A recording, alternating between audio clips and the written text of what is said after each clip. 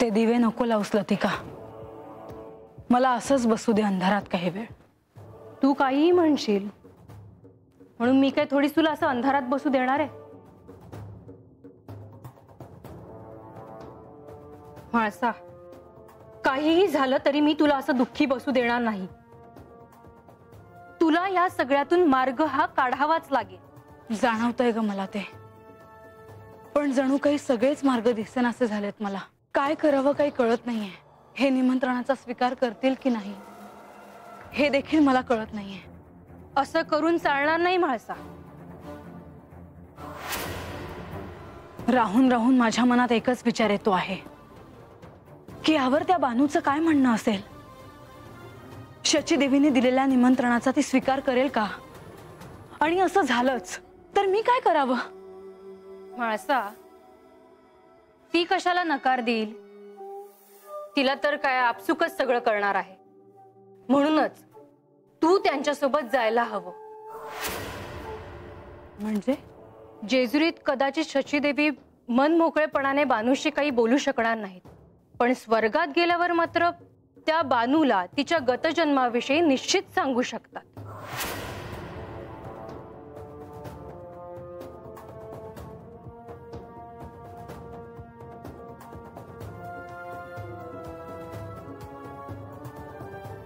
मी हा विचार केलाच नाही,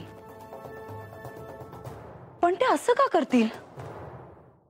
कारण बानू त्यांची मुलगी आहे म्हाळसा, आणि कितीही झालं तरी आपल्या मुलीचं हित साधण्यासाठी त्या हे करूच शकतात. म्हणून मी त्यांच्यासोबत जावं असं तू मला सांगते आहेस?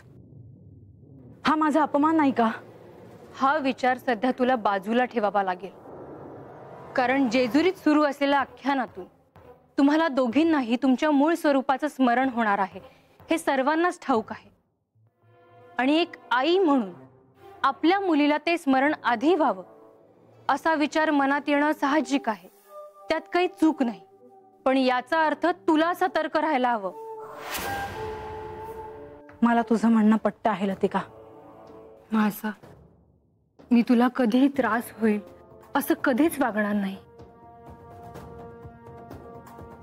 माझं दुःख तुझ्याशिवाय अजून कोण समजू शकतं लतिका? तू जर इथे नसतीस तर या जेजुरीत मी कोणाकडे मनमोकळेपणाने बोलले असते कोणास ठाऊक.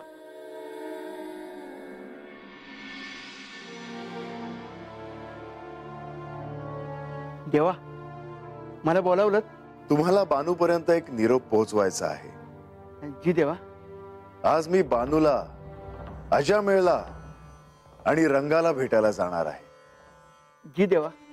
तेव्हा मी येणार असल्याची वार्ता तुम्ही बानूपर्यंत पोहोचवा. जी देवा.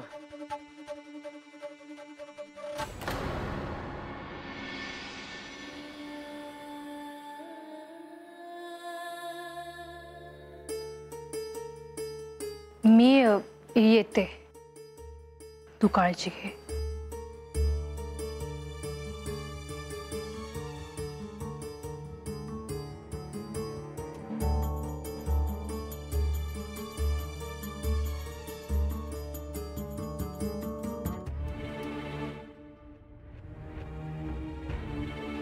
काळजीत दिसत आहात.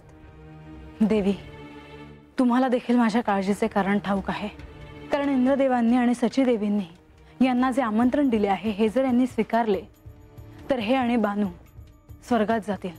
त्यांनी जाऊ नये असं तुम्हाला वाटतं आहे का?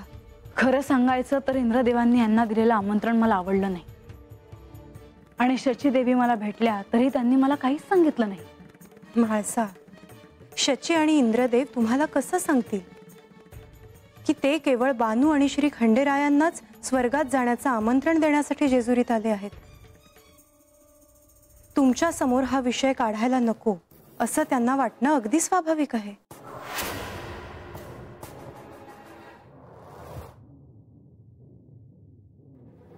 त्याने तुम्हाला त्रास होईल असा विचार त्यांच्या मनात आला असावा आणि म्हणून त्यांनी हा विषय टाळला असावा. मला जरी हे आवडलं नसलं तरी माझ्या चिंतेमागे अजून एक कारण आहे. आणि ते कोणतं? हे आणि बानू जर स्वर्गात गेले आणि तिथे जर इंद्रदेवांनी आणि शचीदेवींनी तिला तिच्या गतजन्माबद्दल काही सांगितलं तर?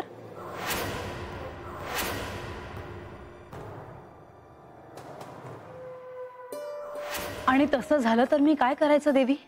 तसं होणार नाही याची काळजी सर्वजण घेतीलच, परंतु तुम्हाला जर शंका असेल तर तुम्ही देखील त्यांच्यासोबत स्वर्गात जावं. मला आमंत्रण नसतानाही? आणि काय म्हणून जाऊ मी?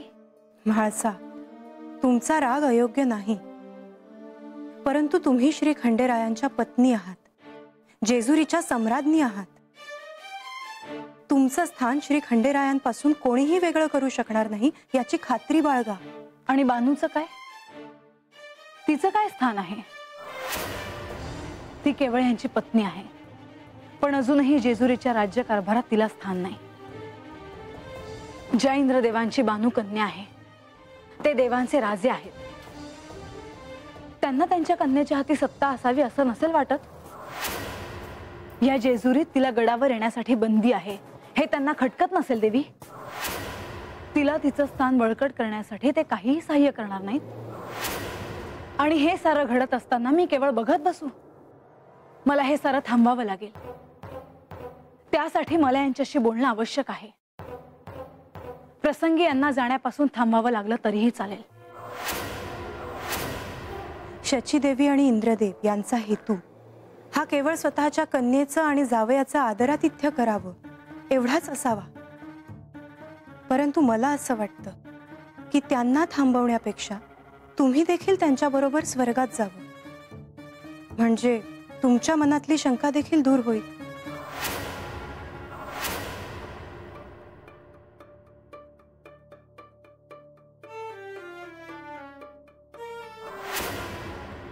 मांडील ग सुंबरान मांडील हे सुंबरान मांडील ग सुंबरान मांडील हे सुंबरान. अरे असं काय नाचायलास? काय नाचायला लागलो म्हणजे? देवाच्या दारात आहे आनंद झालाय मला.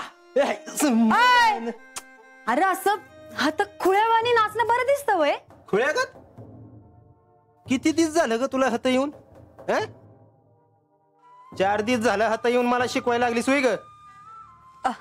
गणबा मी पाणी आणते. हा काय मग कसं काय समजा बरं चाललंय आहे ना? मग नाही म्हणलं गाव बदललं म्हणून झोप येत नाही असं होत नाही ना? नाही नाही अहो तुमच्यामुळे मला जागा मिळाली. आज इकडं कुणीकडं? होय बानाईसनी सांगावं घेऊन आलोय बघा. नाही बानू बानू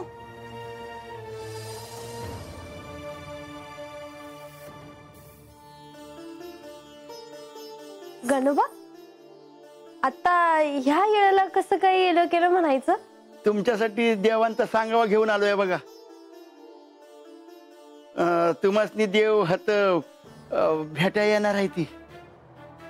मला मला मला भेटा तुला नव समद्यासनी आज ऐकलं का? देव हित येणार आहे ती. होय होय बरं आहे येतो मी. आज किती दिवसानं देव हात येणार आहे ती. म्हणजे चल जेवण करायला घेऊ. त्यासनी माझ्या हातचं जेवण लय आवडतंय. म्या बी ही समजा आवरून घेतो. वय वय आता इतकं दिवस झाला पण जेजुरीत राहतोय. आता देव हात येतात म्हणल्यावर आता त्यांच्या संग घटकाभर बोलायला मिळणार, एकत्र जेवण करायला मिळणार. वस्तू आपण समजा एकत्र जेवण करायचो ना, तसं आता हात आपण एकत्र जेवण करणार बघ. आणि ही बानू हे म्हातारा बाबा असं करायचं नाही तसं करायचं नाही म्हणून भांडायची त्यांच्या संग. आता मला काय ठाव होतं का तेच देव आहे ती? बरे काय बघ बानू, तुझ्या पायीच देवांचं पाय आपल्या बस्तीला लागलं, देव आपल्या घरला राहिलं. हे समजा तुझ्या पायीच झालं बघ. होय आणि मला बी त्यांच्यामुळे 4 भल्या गोष्टी समजल्या. वय आपल्या समद्यांचं जे काही भलं झालं ना ते समद देवापायी झालं बघ.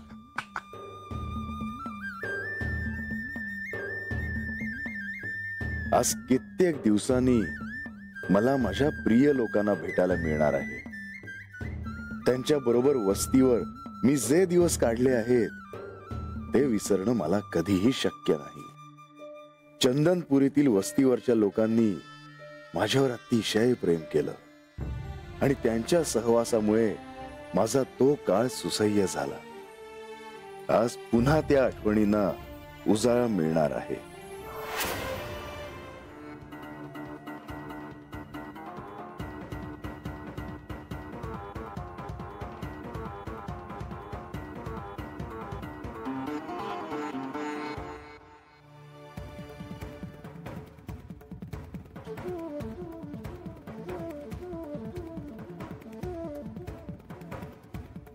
म्हाळसा, तुला एक सांगायचं होतं. बोल. आज देवांना बानूवाड्याच्या दिशेने जाताना पाहिलं. आतापर्यंत सगळ्या जेजुरीला कळलं असेल. त्यात काय नवीन आहे? नवीन काही असेल तर ते सांग. नवीन काही नाही.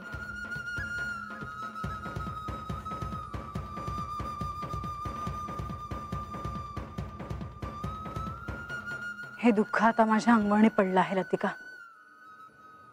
इतकं प्रेम केलं मी यांच्यावर, पण मी यांना जेव्हा माझ्या डोळ्या देखत परस्त्रीकडे जाताना पाहते तेव्हा मला काय वेदना होतात हे माझं मला ठाऊक.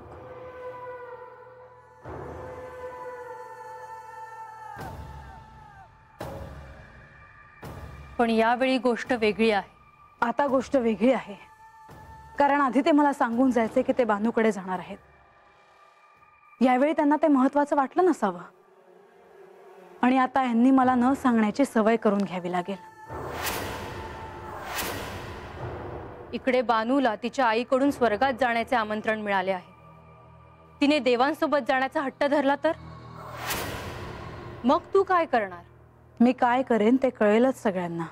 म्हाळसा, इथे तिच्या बाजूने तिचे वडील, तिची मैत्रीण, गावावरून आलेला गावकरी आणि काही अंशी प्रधानजी, लक्ष्मी देवी हे सगळे आहेत. आणि तू मात्र एकटी. म्हणून मी तुला म्हणत होते, आपण अक्का आणि अण्णांना इथे बोलवून घेऊयात. तुला जर त्यांची इतकीच आठवण येत असेल ना, तर पाठवते मी तुला नेवासेला. मग भेट अक्काला आणि अण्णांना. तुला राग आला का?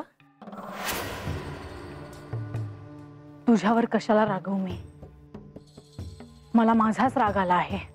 मला एकच वाटतं, देव आणि बानू दोघांनी तुला टाकून जायला नको.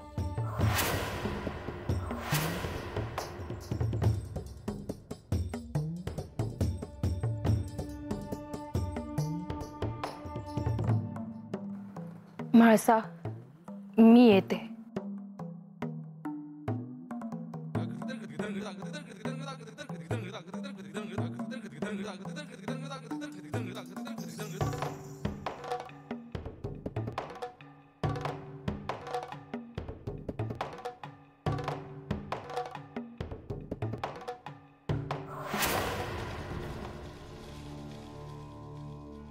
म्हाळसा, अजूनही तू अशी मौन आहेस? अजूनही तुझ्या मनातील साशंकता गेलेली दिसत नाहीये. आणि ती जाईल असं मला वाटत नाही. तू उगाच याचा विचार करते आहेस. असो, मी आता तुला हे सांगायला आलो आहे की मी आज बानूकडे जाणार आहे. आज जाणं आवश्यकच आहे का? होय म्हाळसा.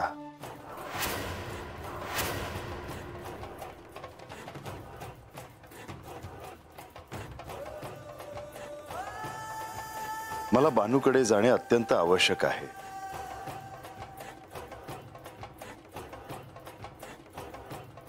इंद्रदेवानी जे आमंत्रण दिले आहे त्यावर निर्णय घ्यायला हवा, आणि म्हणून मला त्या संदर्भात बानूशी बोलायचं आहे.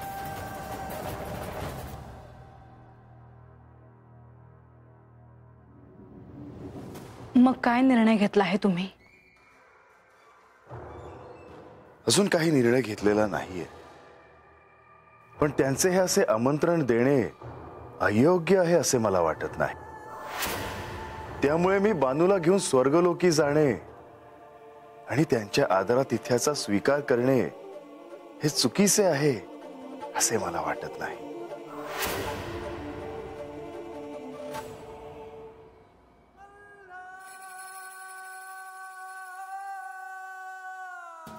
पण तुम्ही त्यांच्याकडे जाऊ नये हेच मला वाटतं आहे.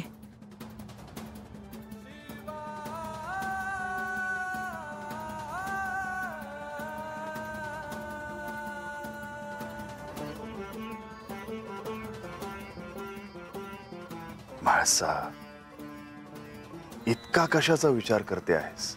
तुम्ही स्वर्गलोकात जाऊ नये. पण तुला असे का वाटते? कारण ते बानूचे आईवडील आहेत. इतकंच नाही तर ते देवांचे राजे आहेत. त्यांना आमच्या गतजन्माविषयी नक्कीच ठाऊक असणार.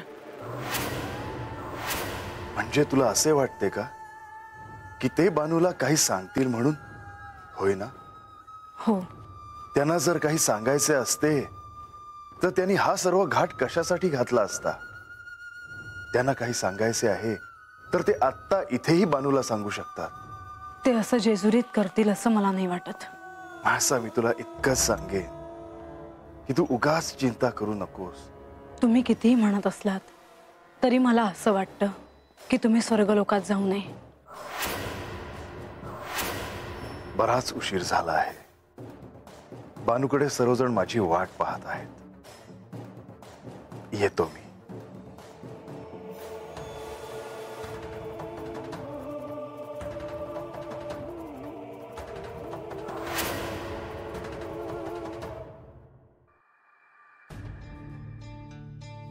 हे लगा आजा, अजून कसं आलं नाही तरी देव? आता पतूर यायला पाहिजे होतं. अरे येतील की, दम खा की जरा. अजामेळ,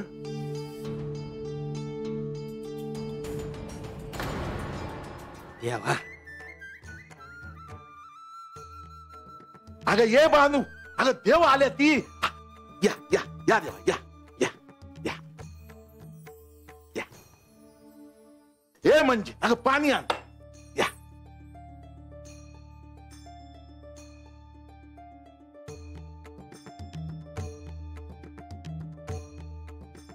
लय उशीर केला सा.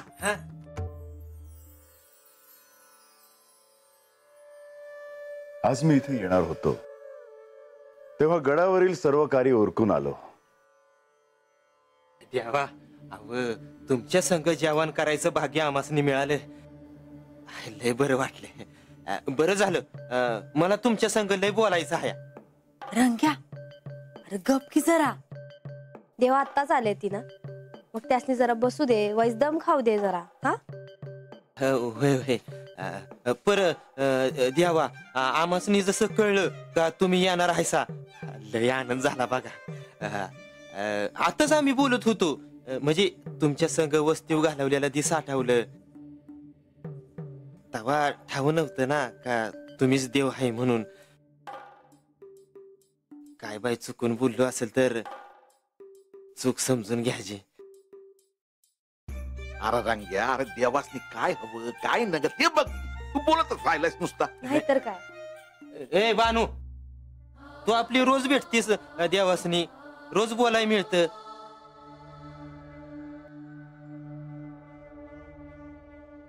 पर आम्हासनी कुठे रोज रोज दर्शन होतंय देवाचं. हा, आज मात्र योग आला. काय आजा?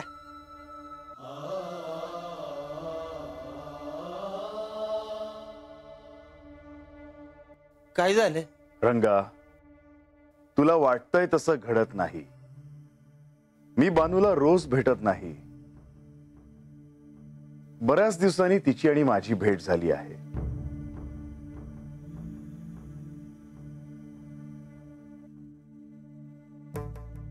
वय का? तरी मी विचारणारच होतो बानूला. आता काय बी विचारू नकस. अगोदर समद्यांनी जेवून घ्या आता. हा देवा, तुमच्यासाठी मी तुमच्या आवडीचं वांग्याचं भरीत आणि भाकर केली आहे.